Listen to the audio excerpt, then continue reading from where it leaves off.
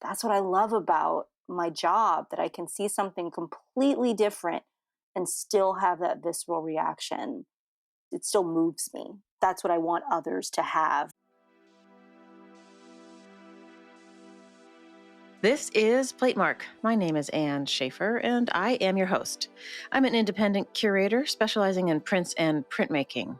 You've reached us at Series 3 of Platemark, in which I interview the wonderful people who occupy the print ecosphere. But today's guest, Kimberli Gant, is a little bit adjacent. She is a curator, the curator of modern and contemporary art at the Brooklyn Museum up in New York. But guess what? She loves prints. So we're going to suck her into our world, people. I hope you enjoy the conversation. We got into all sorts of things about negotiating this and that around the museum world. It's a chance for me to nerd out and remember why we started the podcast in the first place, kind of hearkening back to conversations I had in Series 1 with Ben Levy about, the state of the state, as it were. My positionality, I identify as a cis-het white woman, and I use the pronouns she, her. I record Platemark in Baltimore, Maryland, the land of the Piscataway Conoy people. Any images that Kimberli and I talk about, there are not very many actually, will be available to you over at the website, platemarkpodcast.com. And also over there is a support and donate button. It would help us keep the lights on if you would head on over there and click it and choose between two things. One, a $5 per month membership, and two, a one-time donation of your choosing. From the bottom of my heart, I thank you for even considering it, and thank you to all of those who have already contributed. It means the world to me. Thank you so much. Okay, buckle up, and here we go.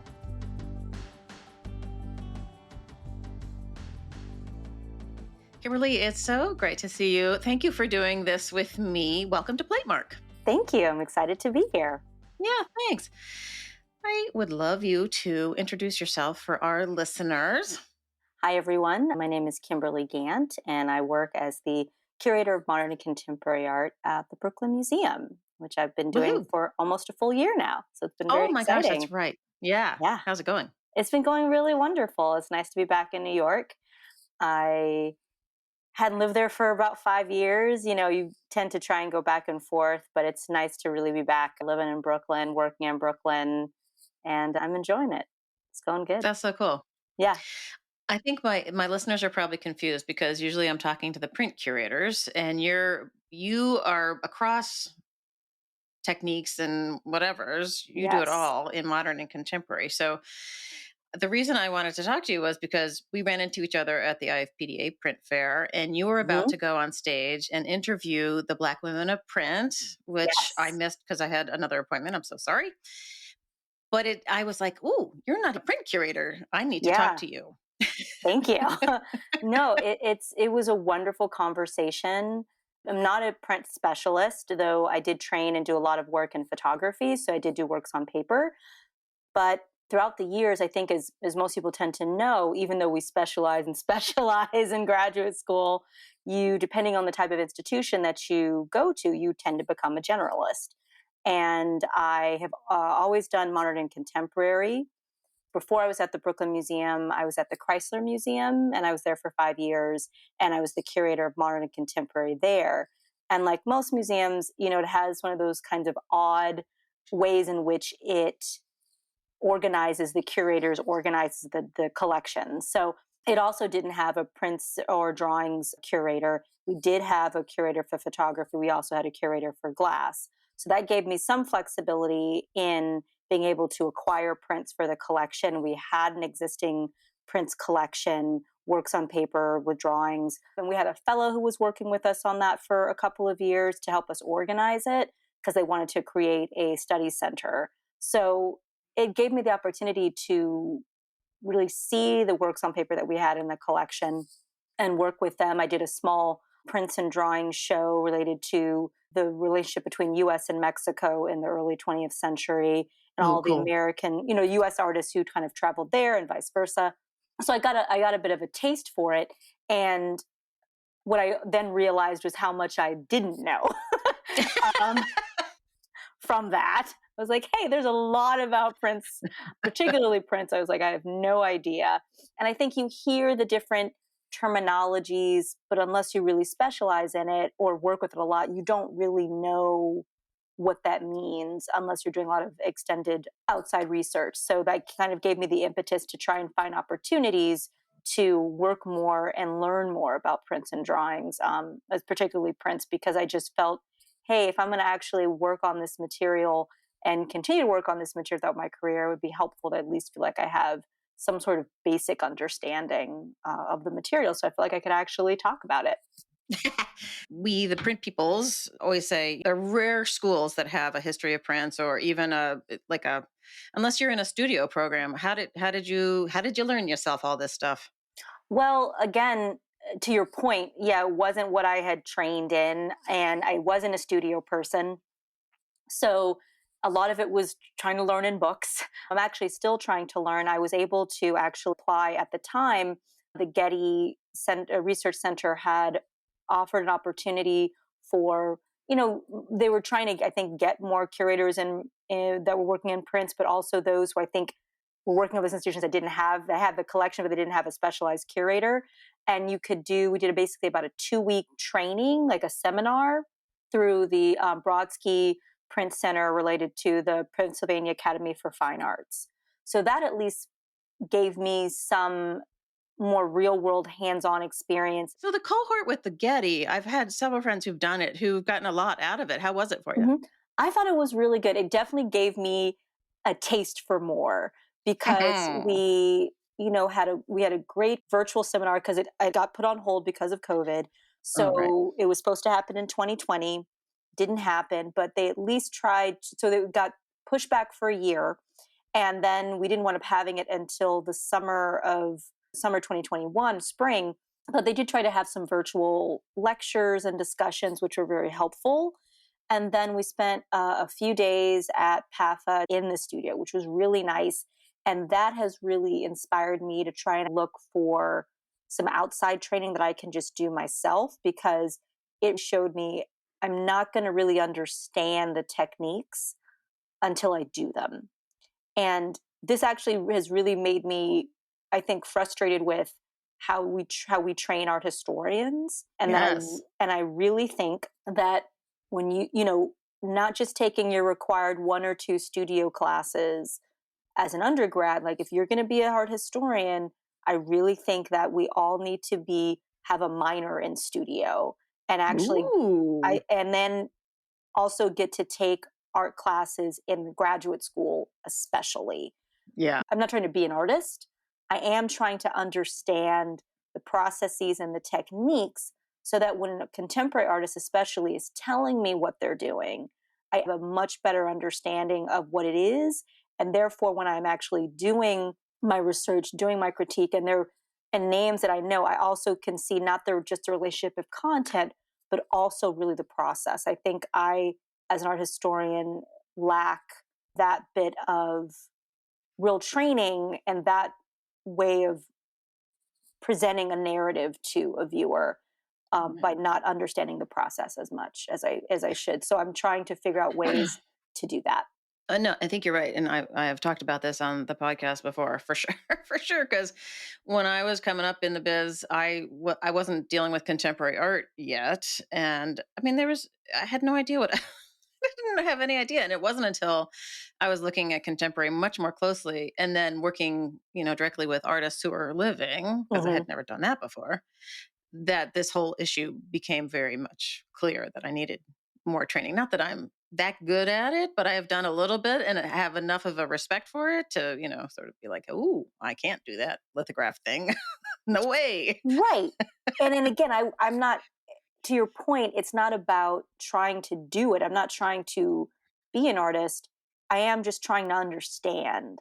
Mhm. And it's just, to me, another form of research. And Mhm. I think schools really need to understand that, especially I think we're in a mode where contemporary art has become the, a la mode for being curatorial research. So it really behooves them to actually get the students to know, and also to develop these relationships early. I mean, we know how much working on, doing shows, meeting with artists is about who you're connected with, who you know.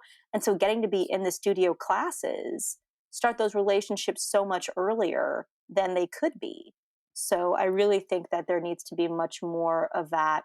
And what I've also found is that it's also, I think, as an adult, when you're not doing it when you're not trying to do studio work as an expert, as someone who's really doing it to be a maker, I found that it's really difficult to find, I think specifically in printmaking, I'm finding this. I have yet to find classes where you can kind of get some, like, a couple of months training, almost basically like a semester, and just learning all the different techniques. Every technique is its own class. Hmm. So it becomes this whole thing. I'm just like, well, I don't have all the money to take 25 different classes, Yeah. learn this. So I still think I would love it if I could find printmaking 101 essentially, Hmm. Yeah. which would be really, really great. Same with, I think you can find that with like painting and drawing and sculpture. But I think printmaking is that one because there's so many different techniques. They, Yes. Yeah. And it's yeah, complicated. right.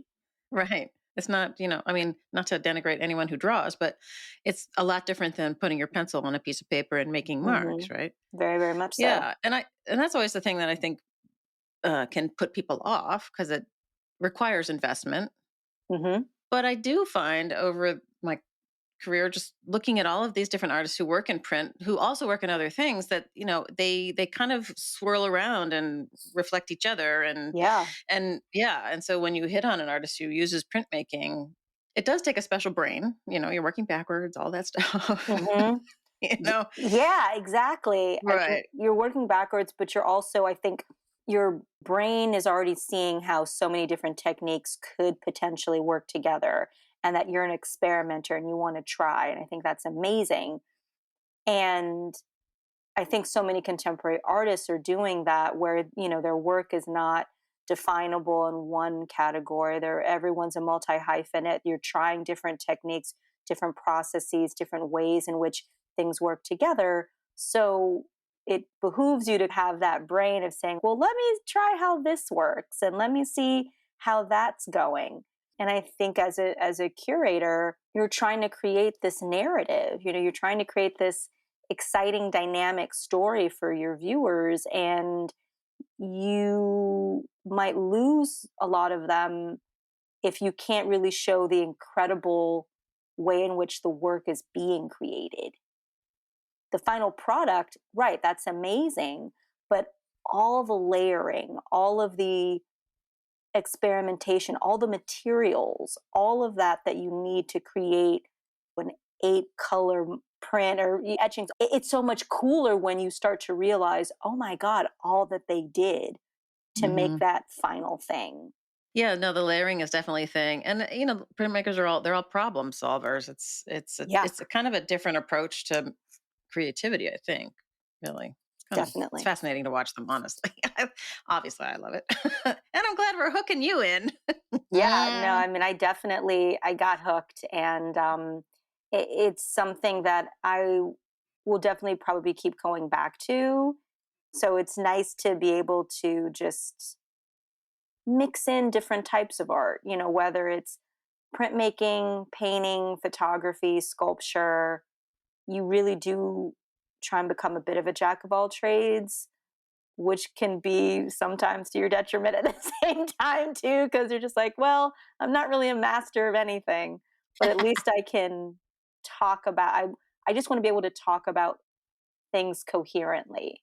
So Sure. even if I don't know it expertly, an artist goes like, oh, okay, I can have a deeper level conversation with you because you get where I'm going with Hmm. that.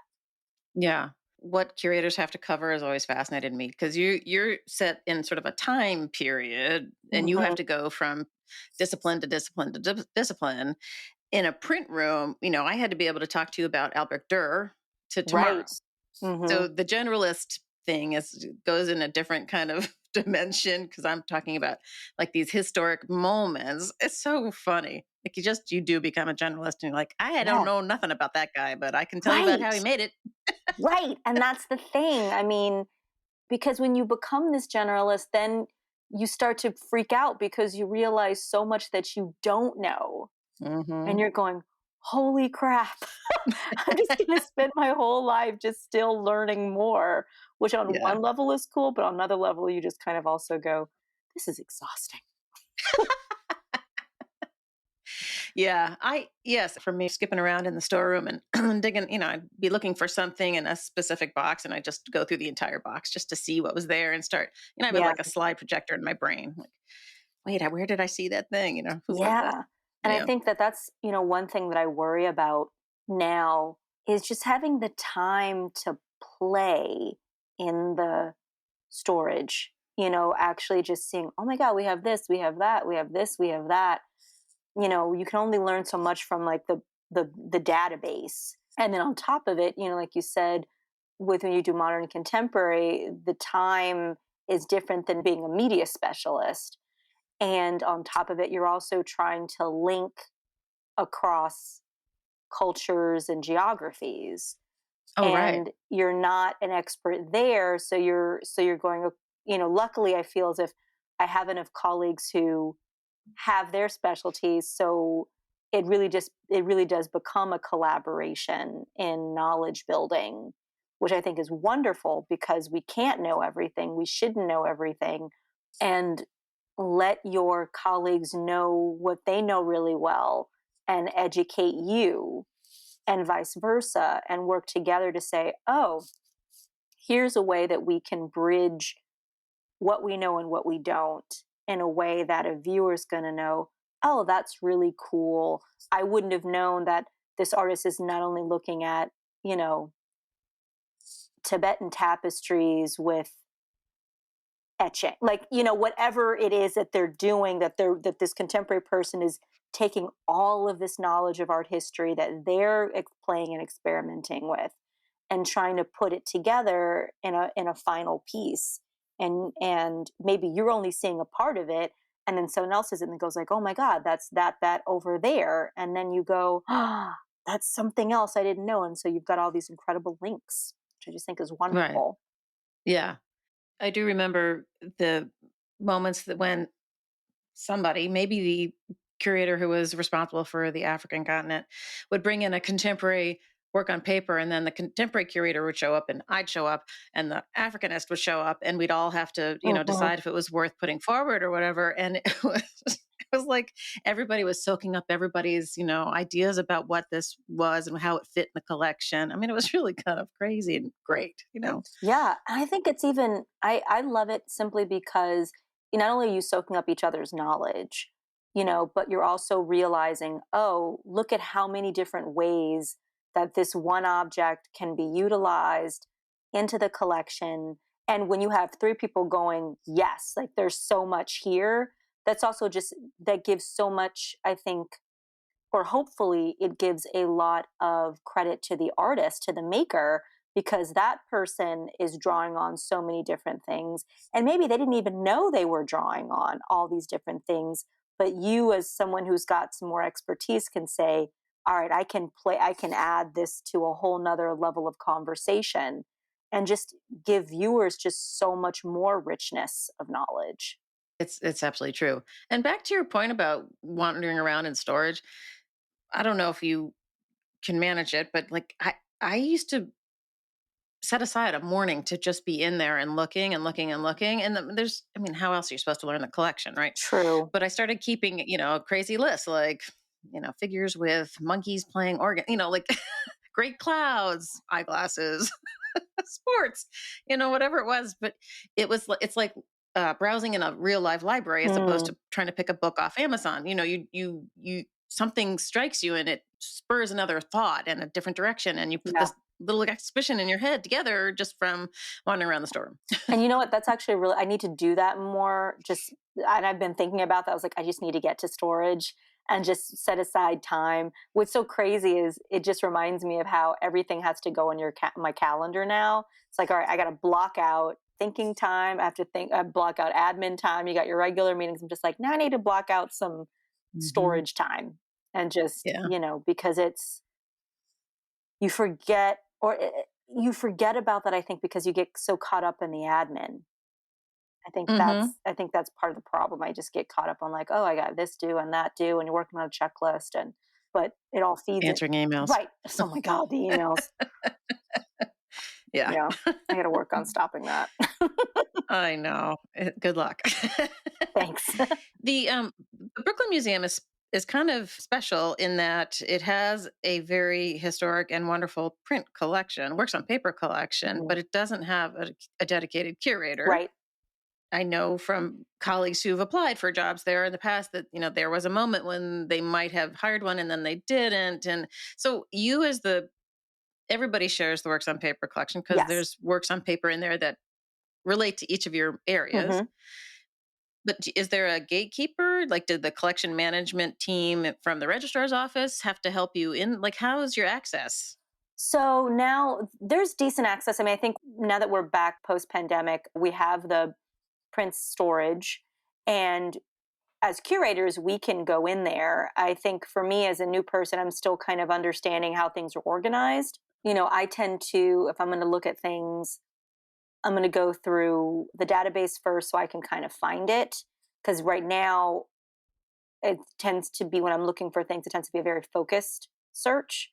But to your point, I do want to go into the storage and just spend time opening the boxes and just seeing Hmm. what's in there, seeing how it's And those big organized. drawers. Right, There's all good stuff in the. exactly in the bins and the drawers and everything. But then you also have to be mindful. Now that again, to my point about being post pandemic, we've got the researchers in there reserving time, and Mhm. we have a limited amount of space. So you do need to kind of share that access with people, with your colleagues. They may be in there looking at different things, but we do have access to it. I just think that we individually are doing it, so you just have to be mindful of when things are being looked at, when, reservations for that type of thing. And right now, my colleague Lisa Smalls, who's our curator for European art, she's been doing a lot of work in there because of the reinstallation of the European galleries. So she's been looking at a lot of prints. There's going to be rotations there. Same with the complete opening of all of the Asian collections. A lot of rotations in there. So people are definitely looking at them and using them. And then there's some other, collections rotations that are happening, collection reinstallations. Everyone's in there. You're going like, well, can I get some time? So, uh, but it's great. I think though we don't have a particular gatekeeper, I mean, there is a curatorial assistant who helps manage, the organizing of the timing and everything. And we have our collections team and our registrars team. We really still rely on each other just for that institutional knowledge of the collection. Just like, oh yeah, I remember seeing something like that. And I remember using that piece. So that's very helpful. I guess I go back and forth, and I think it'd be awesome if there was a prints and drawings curator because I think that's an important role and a position. But I also think that it's great that we as individual curators can also add to the collection within our own kind of areas of specialty. So, I think if there is a person there, that I would still hope we could continue that collaboration of, oh, these are some prints that I really want in there. I think that's always the benefit of having a curator who's kind of managing something on both like a media specific basis. They get to Mhm. see the entirety in a different way by just the media. Like, well, where do we have some great holdings where maybe we need to look and focus more specifically, and can another curator help build that with me? I think it's always important now if we can pool our resources together, both content wise, strategy wise, funding wise, and then you can build these great pockets of material and help flesh out the entirety of the collection. Does the dinner party fall under your purview, or is that sort of That's in its own the feminist that's in the column? feminist. So what I'm still learning is it's primarily within the feminist collection. There's a However, lot of overlap, though. right. So so things do get cross Yeah. categorized. So it does still fall within modern and contemporary, as well as but it was brought in by the feminist center. So what's really funny is when I first joined, and I have a very thick stack of, printed database information from TMS. And so I've got modern and contemporary by the time period, but then looking through how it's organized by American, Asian, African, photography, so on and so forth, feminist, as well as modern contemporary in its own collection. So, things are organized by who brought them, by the department that brought them in, but then Oh, okay. still cross referenced through both time and with modern and contemporary generally as well. So, How many things are you able to acquire in a year? Do you have a robust budget? we do acquire quite a bit. We have very supportive patrons who help us really add to the collection regularly. We have 4 collections meetings a year, and a good majority of our collection is brought in through gifts. We do acquire by, purchases as well. We have been much more targeted in recent years. The Brooklyn Museum, I think, has done a really wonderful job historically of focusing on underrepresented artists prior to it being, much more popular and kind of much more in the zeitgeist. But that still doesn't mean we, have an unlimited funds and unlimited storage. So we're having to be really strategic on what we're bringing in and really making sure that it's a really transformative gift to the collection, because you have to really be mindful of the funds that you have and what you are able to really store in perpetuity. I think we don't talk enough about just how we are stewards of these collections. And so that's a lot of maintenance every year, just making sure that things are going well. So, re-looking at everything and saying, hey, are there things that we brought in that, maybe need to be reevaluated? And before we get offered something, like, is this really going to be something that is really critical to the collection? So just Or at least useful, right, really, right? well, not just Right. I think useful, but beyond useful. Really, something that's going to go, wow, this is going to really add another layer to that tale of. That's a high bar, It Kimberly. is. It is a high bar, and so it makes the acquiring of work, take longer than I think people may have be expecting, because we have to Hmm. really sit down and think, okay, is this going to be strong value added to the collection? Because we have a great collection.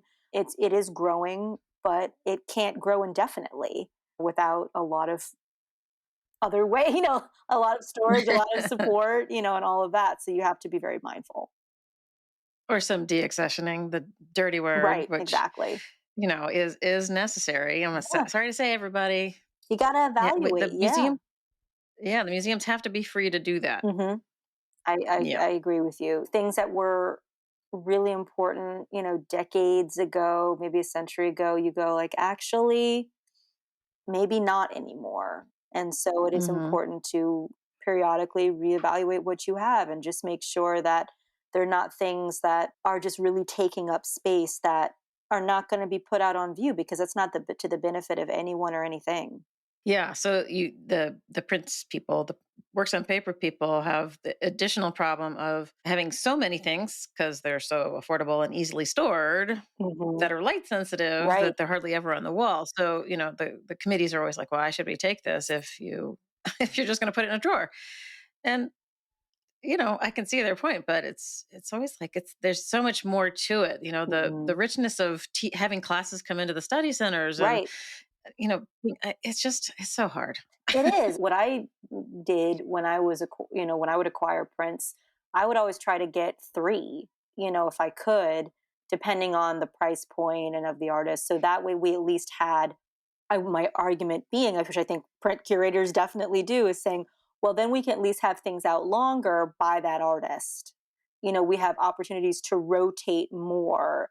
And again, it makes sense. I mean, if there are certain artists who people, I think, expect to be on view regularly. If you have a sculpture or painting, that makes it a lot easier. But sometimes you also have some, you can't afford that, but you can get some amazing prints by that individual. And you want to think about it as an investment. It's like, well, if I'm going to spend $150,000 on a painting, but I could spend, $50,000 and get three really good prints of different periods by that artist. I can also tell three different tales of that person as opposed to one by that same person. So I think we know, I think I'm speaking to the choir here, like we know to have to make those arguments. We have to get our committees to see that perspective and go, no, this is not taking away from works that can be out longer. This is adding to that existing conversation or giving us the opportunity to discuss a person and their career in a way that works for that institution. Yeah, the committees are the committees are tough, but it's I don't know. I mean, yes, you are preaching in the choir, obviously, but there you are. I feel a kindred spirit. You're in. You've come Definitely. into the fold. Definitely. So take us back to when you were a youngster. I mean, it doesn't have to go to kindergarten, but when did you like say, you know what? I think this art history thing is for me. Officially, that happened in undergrad. I I was going to do a very different major. I had written that I was going to double major in English and chemistry, Oh my and I heavens. wanted to write the world's first interesting chemistry textbook. I don't know what I was thinking at That's 17, but I brilliant. was like, hey, that essay got me into college. Then I took my first chemistry class in undergrad and I said, this is horrifying. It's a 6-hour lab. No. But I'd always really liked history, and I'd had some really great history professors in high school that had incorporated, art, like all the, World War II propaganda, like imagery and posters. So visuals were always there. And I took this medieval Mediterranean history course that had a lot of relics and uses of iconography in the class. And that just really, I was like, ooh, this is a really exciting class. And wound up taking an art history class, and then I was hooked. So that's the official way I got into art history. But in the years prior to that, growing up, art was very seminal in my life. My parents are collectors. I grew up with art in my home. I grew up with posters from Faith Ringgold's exhibitions, her quilts, her story quilts. I grew up with images of, 1920s replicas of posters of Josephine Baker, Oh, cool. performances, of photography. So I grew up with images around me. And my parents took us to museums. They took my sister and I. They took us to craft fairs and art fairs and galleries. Now, as a kid, I hated it. Maybe, maybe I thought like some of the art was cool, but when you're 12, 10, you're just like, oh my God, this is boring as all heck. My friends are at the roller rink. Right. Like I want to go Right. hang out. I want to watch the Babysitters Club, whatever the heck I thought was cool in the 80s. As I just got older, I really jokingly say it kind of hit me through osmosis. And between what I had already been experiencing growing up, unofficially through my parents, but then in the classes that I took, I don't know, kind of hit me that I could understand the world through art. And whether or not that's the cliche of like a verbal or, just the way in which I understood how knowledge could get passed to me was less about, it needed to kind of be more in like a fictional novel. It needed to be in a visual form, American history, whatever. I didn't get it. I didn't quite understand it in the book, but Mm. just as like words on a page, I needed the story. So the story, whether or not it happened in a painting, in a photograph, in a fictional tale of someone, living in the manifest destiny of going, settlers and all of that, those are how I understood the facts themselves. And I think that's what just excited me and drew me in. Well, and you're talking about prints, really. That's how all those images initially Yeah, got around. exactly. Yeah. Because you didn't have the John Trumbull painting in your home, did you? Didn't, no, You but know? that's my point. I just, again, the Yeah, posters of the Faith Ringgold quilts, exactly. the Exactly. posters of Josephine Baker, again, lithographs, like all of those replicated images. So, and how they were circulating, but also to me that was important because when I talk to students about my career, I say I didn't understand what it meant to go to an art museum until I got older, where I got to really see firsthand these works of art that I'd been seeing in books. Or I Mm. remember, and it was really wasn't more than like 5 years ago. I was at the High Museum and I saw the picnic quilt in its original form that Faith Ringgold had done of Tar Beach that I had seen as poster images growing up. So I say that to people to also say like art doesn't always have to be this moment where you think it is purely an original kind of luxury privileged moment. You can see the things in a book, you can see it on TV, you can see it on Instagram, you can see it in a more less precious way and still be awed by it, still be moved by it. And then when you see it in its original, it causes to me this reaction of just pure like, oh my God, this has been in my head for so long and I'm finally seeing it. Oh my God. So Yeah, I knew I'd like you. You have a very similar sort of sense of wonder and awe and passion about the subject that I've always felt as a curator and still do, Mhm. even though I'm not inside the museum looking at things. But I've had 3 jaw-dropping shivers moments in front of artwork. Mhm. Have you ever had one of those? I've had a few. I think definitely the Faith Ringgold is one that I remember because it also happened relatively recently. I do remember I got to go. I was also very privileged in that I was able to travel internationally as a young person. So I think I remember seeing the Birth of Venus at the Uffizi, Oh. Mhm. and just I feel like it was probably when I was an undergrad. Maybe I don't think a kid, but I remember just seeing it and just going, holy shit. You know what I mean? When you just Mhm. because I just seen it in Jansen's, I'd been studying, you just like you're studying it in the book and it's powerful in the book, but then you just see it in real life and I go, ah, like that is it. And what's even more powerful to me is I think because I've within those moments I can remember then thinking, oh, I am here right now. Like it hit me Mm. again that I not only was I seeing this work that I'd been studying and whatnot and been seeing in books, but I was in Italy. I was at the Uffizi live in person. And that to me, it hit me again of just, oh my God, look at my life. And I think that's another thing. It reminded me of how incredibly honoring and privileged and exciting my life was, even if maybe to others it's pretty boring in many ways. I'm not out in the streets all the time, but my life isn't like this grand it's not an Indiana Jones film, you know what I mean? Like where we're just like I remember when I thought I was like, that's archaeology? Oh my God. That seems amazing and exhausting. Like I don't want to die to dig up, you know. Um, but then I think you get hit with these moments where you just realize the majority of the world will never have this. And it makes it even more special because you realize how meaningful it is. Yeah.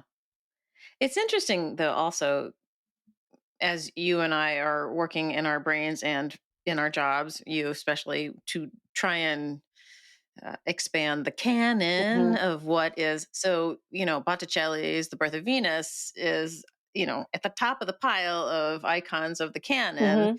and that's the thing that sort of strings the society together in a way. Like that's it's fascinating because I don't even know where I'm trying to say. I mean, I think if I'm understanding what you're saying, yes, we are trying to expand the field. We are trying to show that there are so many more Botticelli equivalents in the world, but that doesn't take away from the power of Botticelli. Like it still is a powerful, important, transformative work of art, and Yeah. not necessarily to everybody, and that's fine. Right. But I will still see it. I can still see it and just go, wow. Yeah. And I think that there is a reason for why it is in the canon. The canon, I think we both would agree, needs to expand and shift. I was just at the Art Institute of Chicago, as I'm in Chicago right now for the holidays at home, and saw the language of art, the language of beauty in African art exhibit at the Art Institute. And it is a powerful show because, again, thinking about the birth of Venus, going back to that, it is an icon to the idea of an idealized Western perspective on beauty, of female beauty. And I think what that show is, in comparison to that, really shows how we are taught a very skewed perspective of art history still. And this exhibition is really just shifting that and just showing how, well, why are we not looking at ways in which beauty is relative throughout the world? And that will show specifically looking at African art and more traditional African art, a lot of wooden sculptures, and masquerades, but also with textiles and things. And again, I still was seeing these just small, beautifully carved figures, some large, some small, but still going, Hmm. still getting that sense of awe of the skill and the technique and the power of the work. And that's what I love about my job, that I can see something completely different and still have that visceral reaction. And it's not in the history books the way it should be, but it still moves me, and still, and I think that's what I want others to have. Like, you don't have to like Botticelli, you don't have to like African art, but hopefully you find something that moves you, Hmm. so that you realize that art is not this luxury item. It Hmm. is a way to see the world. And, you know, is it should be, to me, on par with creative expression. Should be on par with, you have a roof over your head, food in your mouth, a safe place, you're in a good family situation, and you have creative expression, because there's a reason it needs to be like steam. Like, you can't just understand the world in a vacuum. I think in the pandemic really showed us that. Even if you Hmm. have those things taken care of, your basic necessities, creative expression should be a basic necessity for everybody.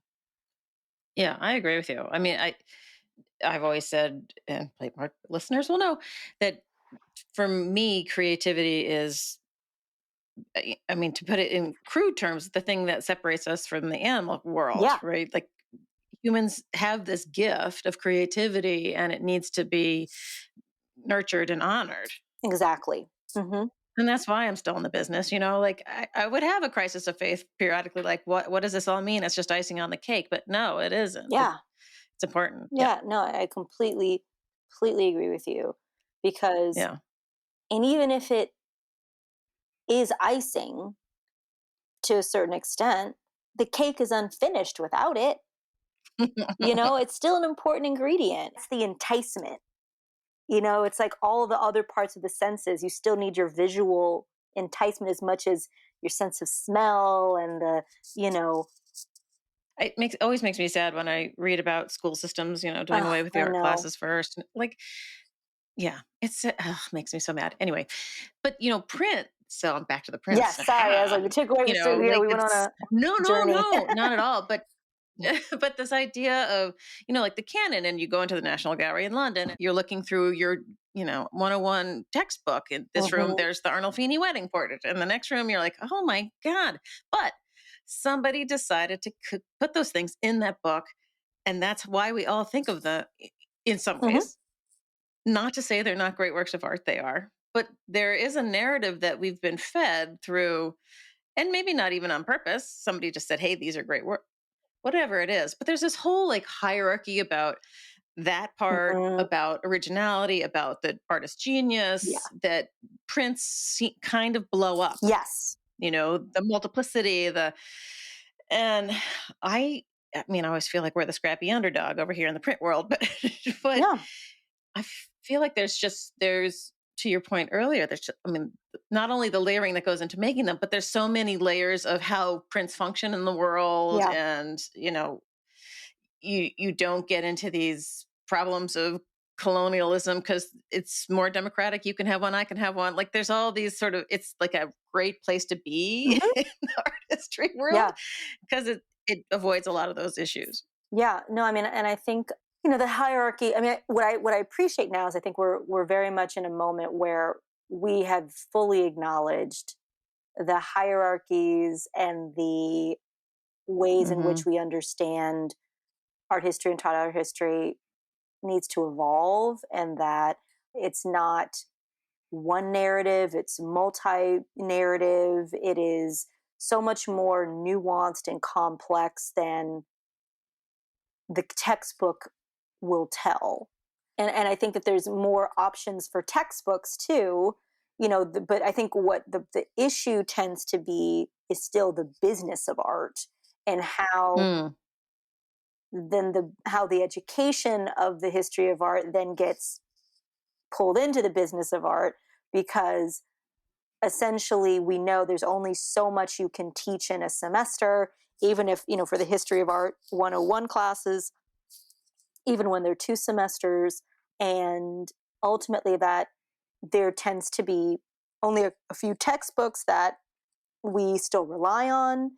So I do think that there is still a lot of work to be done on the methodologies and the resources that we utilize to do that. So that way we're not continuing the same practices that I think we're taught because that's the way the older generation was taught. I think the funny thing is I always still think of how I still probably research or think of art because of how I was taught to think about it. And I try to shift that. I try not to be locked into that, but it's easy. Like that's where my brain goes first. So Hmm. if we are going to really shift how we think about prints, same I think with textiles, and put them on the same playing field, really say like, look, there is no real hierarchy. That's an antiquated understanding. Then we have to teach that way. We have to, Hmm. the new scholars have to understand, I think they do. And I think we're doing that by having shows that are incorporating all the different types of media and really showing how they work together. And I think same with makers, that they're creating these ginormous prints that can be not only physically compete, I don't even want to say compete, they can physically work with, be in conversation with those giant narrative paintings. Hmm. But then you can see again all the different processes. And I think also same with like the labels, like we're telling people, hey, look, this may seem simple, but let me tell you how complicated this is. So that Hmm. way the average person who doesn't understand at least gets oh wow, I didn't realize that you would have to do like, you know, do 8 different colors, 8 different rolls. Each print is not really a replica. It's slightly unique because it doesn't actually roll, it doesn't actually come out the exact same way. And so, Right. or when you see video of the process, and some people are going like, oh my God, I didn't realize that that's in there. I think that you actually have to really show that. And people I think get excited because once they see it, they go like, "Oh my God, that's incredible." You Yeah, just have to introduce for them to sure. it. Yeah. Yeah. It's that little speed bump I'm trying to get people over. Exactly. Yeah. Yeah. And the proliferation of, how they print things and make them online is only helping because there's so many great videos out there about the process and, what goes into it. Right. So Exactly. it's all getting there. Yes. Yes. Yes. I'm just impatient. Yeah. I mean, yeah, it is because you want it to happen immediately. But I think, like with everything, evolution takes time. We, Right. as we Yeah. know, the humanity took a while to get here, Yeah. and we still got a lot of evolving to do just with society. So, Yeah, a friend of mine who runs another podcast, hello, print friend, Miranda, who's wonderful, said one time, I love this and I think you'll love it too. And I can help you get there. ooh, Like yes, this, like I just sort of come with me. right. Let me take you on a journey. Um, Exactly. Let me tell you a I story. think what's also being very what's helping the situation, or I should say, what's helping the people seeing the value in art is how many of the kind of the more pop culture figures are either collecting or they're really showing it, they're discussing it, for better or for worse. I think that there could also be there's an underside to that too that I don't quite like, but I do think that at least people you have to show them the value of it. Hmm. Oftentimes, like you said, I think you might like this, let me introduce it to you, because once you Hmm. introduce it, they go, oh yeah, that makes sense. Like it's Yeah. important to sing, to dance, to create, to to use your senses in a way that's going to make your life and those around you better, more Right. interesting. Yeah, how I describe why I did art history instead of straight history. Like Hmm. I'm not really, I'm not a politics person, Yeah, me neither. and reading about wars and campaigns and blah blah blah. Like art history is the cultural history, Yes, like the better parts of right. us. I may hate the Even though moment, but at they, least there's some good looking items in there. Content may suck, but yeah, yeah. I think it's easy to separate the object from the person who made it, but somebody had to think about it and mhm, somebody had to get it out through their hand. yeah, Like it's so easy to forget there's a person involved. right, Anyway. exactly. And not only that, but is what they're creating a reflection of, or an answer, or a Mhm. questioning, a challenge? As we know, they work in tandem. Like, you have to live life to create. The moments or the circumstances, lead to incredible creative expression, even in really dire, horrifying circumstances. But you need to understand those circumstances to understand the work and the person. And on top of that, say, well, maybe we're at a moment where we don't want to have to see this type of work again because that moment was so bad, and Right. which led to its creation. Right, Yeah, right. or Yeah, vice and versa. prints are full of it. Like Yeah. it's all there. Yes, and then the importance of the circulation. I mean, the Yeah. printing press really helped folks out. I know. It's crazy. Yeah. So before I let you go, can you share with us what you're working towards at the museum at the moment? So right now we are in March 2023, right? Because we're in 2022. We're still March 2023. We're opening the A Movement in Every Direction: Legacies of the Great Migration, which is an exhibition that was organized by Ryan Dennis and Jessica Bell Brown, the Mississippi Museum of Art and the Baltimore Museum of Art. So we will be the third Hmm. venue in that. All commission works, really looking at the legacy of the Great Migration period in the United States. So very excited to be organizing the Brooklyn Museum's edition of that. And I have some collection shows I'm working on. So stay tuned for those. And then I'm also really proud of my exhibition, Black Orpheus and Jacob Lawrence and the Mbari Club, which has a lot of prints in there, works on paper as well. That exhibition is currently up at the Chrysler Museum through the early part of January, then travels to New Orleans Museum of Art and then the Toledo Museum of Art. That exhibition is really looking at Jacob Lawrence's time in Nigeria, the work that he did there that most people have no idea that he did, as well as pairing those works with the African art scene that was already happening the contemporary art scene that was happening in Nigeria, as well as other parts of Western Africa and East Africa, through a journal called Black Orpheus, which was an arts and culture publication. And through that work, you had artists from Brazil, Asia, India, Japan, all throughout the African continent, the United States, especially in that civil rights, post-independence era, and how these artists were really just trying to figure out, okay, we have all these new nations being created. We have independence from our colonial governments at the time. So Overlords. overlords, yeah, masters. Yeah. How do we redefine ourselves, and how do we use Right. art to do that? So there's a lot of printmaking in that show. So very happy about those projects. The works that are from the Western Africa, Eastern Africa countries, did you source them from overseas? Or are they in collections here? Mostly we got them in US and Europe. I would have loved to go to the African continent to actually get them. And I was in talks with some collectors. Unfortunately, it just was costs. As we know, shipping is not inexpensive. And there wasn't any kind of one or two collections. It would have had to have been a lot of individual collectors. So for more, logistical reasons, the Eva Leva House, which is at the University of Bayreuth in Germany, had a large collection of works there. So that was the most kind of international, and that we borrowed from a few private collections in Brazil.